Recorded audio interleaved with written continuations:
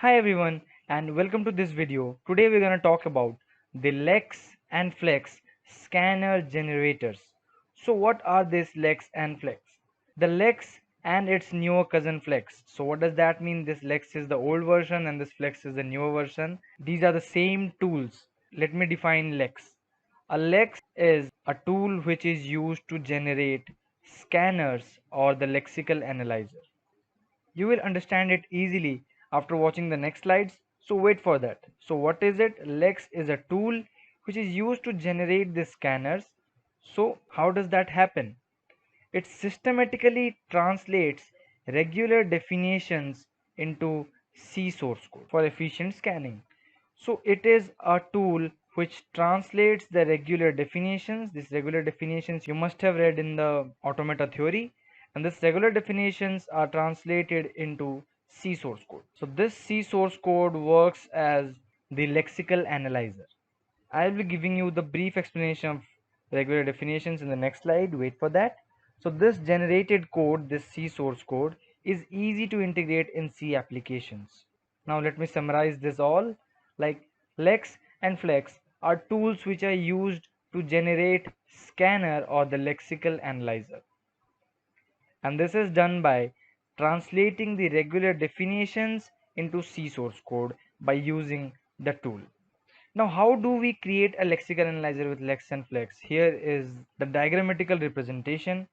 Like we have a Lex source program lex.l. This .l represents that this is a Lex kind of file that is written in the Lex language. So this is a Lex source program. This Lex source program is passed through the tool, the Lex or the Flex tool, and we get the file name that is Lex here as Lex, and the extension is changed to .yy.c. This .c means that we have translated this into the C source code, and this .yy tells us that this is a Lex translated C code. So now after getting the lex.yy.c, this lex.yy.c, it is a C file anyways, so it is translated or executed by using a C compiler to get the a.out, which is the output of the C compiler. So this a.out works as the scanner or the lexical analyzer, which takes the input stream by the input buffering method and breaks the sequence of tokens. Wasn't it easy?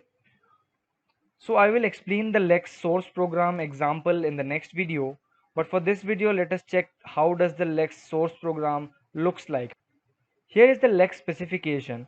A Lex consists of three parts, which are regular definitions, translation rules, and then the user defined auxiliary procedures or functions or methods, whatever you call them.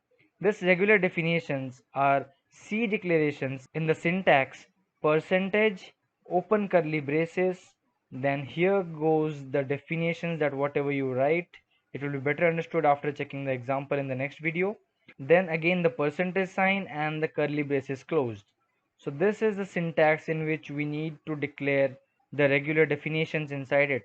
Now for the translation rules, these translations rules are of the form P1 and its action, P2 and its action, and same goes for Pn and its action. What are these P1 and action? This P1 tells us what is the pattern. If I get if, then I get to know that this is the if statement. If I recognize this pattern as if, then I have action that this is a if statement. Here it would be written it is a if statement. Same goes for P2 for else or any identifier, and that you can understand better after looking at the example in the next video. These user-defined auxiliary procedures are used to break the user-defined functions in the program or user-defined procedures or methods. Whatever that user has written which is not of any keyword type is translated or is broken into sequence of tokens by using the user-defined auxiliary procedures here. Now here are some regular expressions in the Lex language. Read about all of this. You should have a basic idea before continuing. So read about these, and that's all for this video. In the next video, we are going to explore this example of Lex specification, which is going to help understanding the Lex specification in a better way. So thank you and do watch the next video.